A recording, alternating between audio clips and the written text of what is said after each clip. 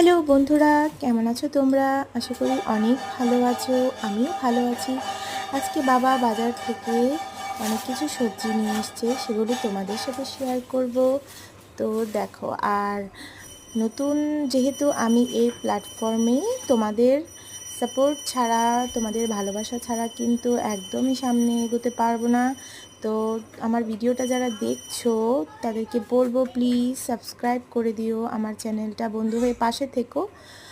আর ভিডিওটা যদি দেখে লেগে থাকে তাহলে কিন্তু অবশ্যই লাইক কমেন্ট করো।